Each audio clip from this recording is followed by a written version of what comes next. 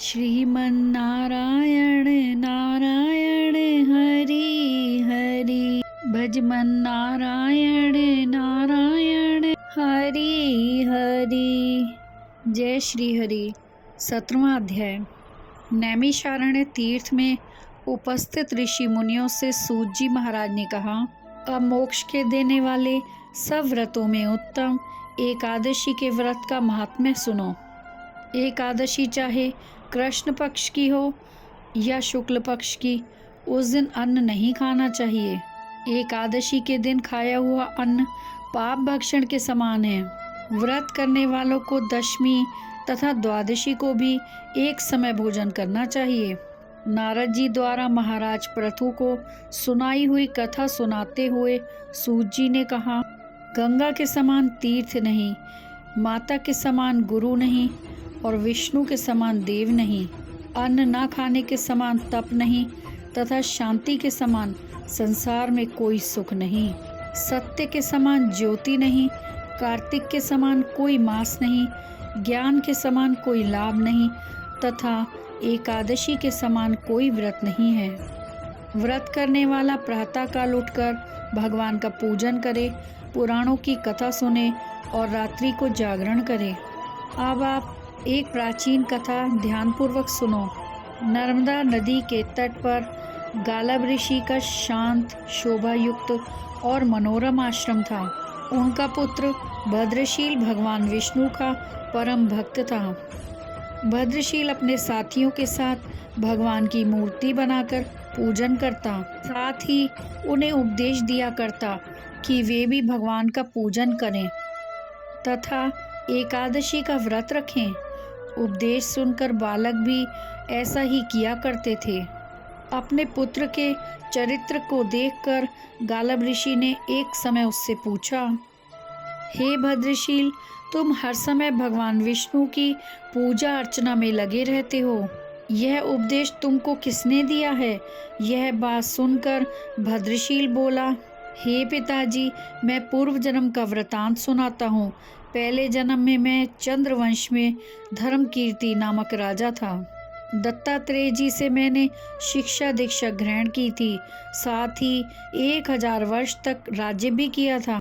अपने उस जन्म में मैंने धर्म तथा पुण्य के अनेक कार्य किए, परंतु बाद में बुरी संगति में फंसकर मैंने वेद मार्ग छोड़ दिया और पाखंड मार्ग पर चल पड़ा।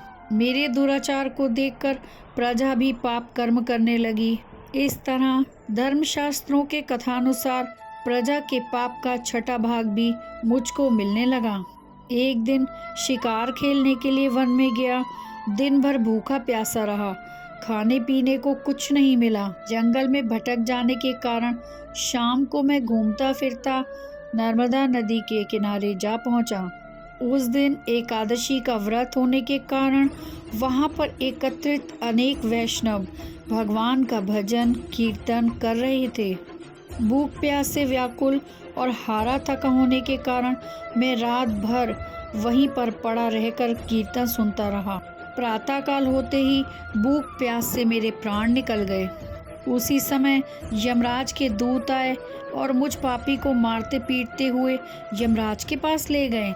वहां पर यमराज ने चित्रगुप्त से मेरे पाप पुण्य का लेखा जोखा पूछा। चित्रगुप्त ने कहा, यद्यपि यह महान पापी है, परंतु इसने एकादशी का व्रत किया था और रात्रि भर भगवान का कीर्तन सुना था।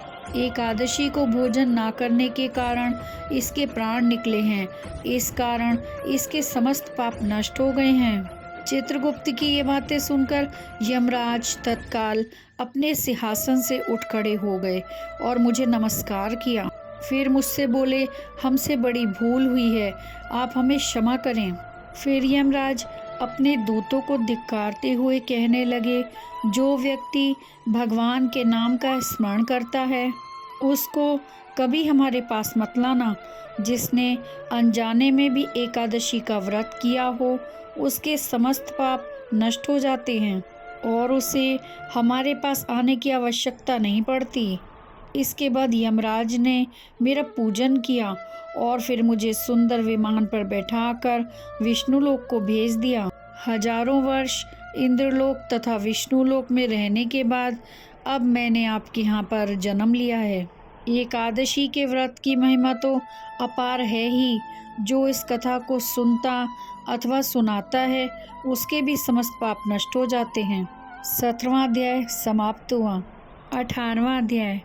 एक दिन महाराज पृथु ने नारद जी से पूछा, हे देवर्षि नारद जी, समस्त गोपियों में राधा जी ही भगवान श्री कृष्ण को इतनी प्रिय क्यों हैं तथा कार्तिक मास में भगवान कृष्ण के साथ उनकी ही पूजा क्यों होती है? नारद जी ने कहा, हे राजन, पहले मनवंतर में पांचाल देश में प्राचीन वीही नाम का एक राजा था। उसने विष्णु भगवान का एक अत्यंत सुंदर और विशाल मंदिर बनवाया। उसमें नित्य प्रति विधि विधान से भगवान का पूजन हुआ करता था।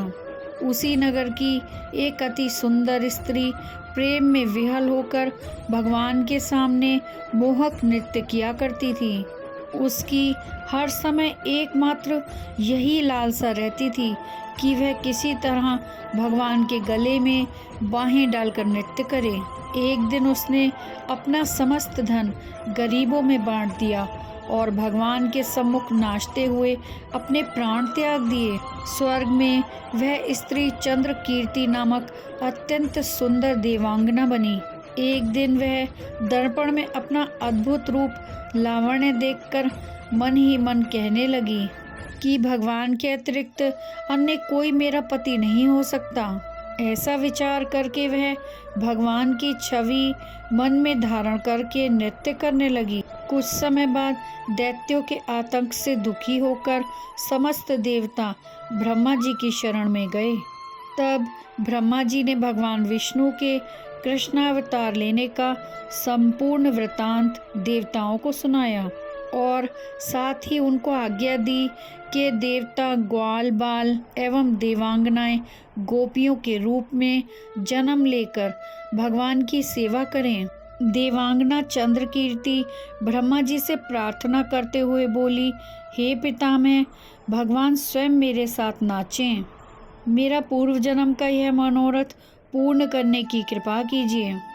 तब ब्रह्मा जी ने वरदान देते हुए कहा, तुम नंदग्राम में वृषभान गोप के यहाँ राधा नाम से जन्म लेकर समस्त ब्रज गोपियों से अधिक भगवान को प्रिय होगी। उस समय भगवान तुम्हें अपने प्राणों से भी अधिक प्रिय समझेंगे तथा रामोत्सव में तुम उनके साथ नृत्य करोगी। इस प्रकार तुम्हारा मनोरथ पूर्ण होगा।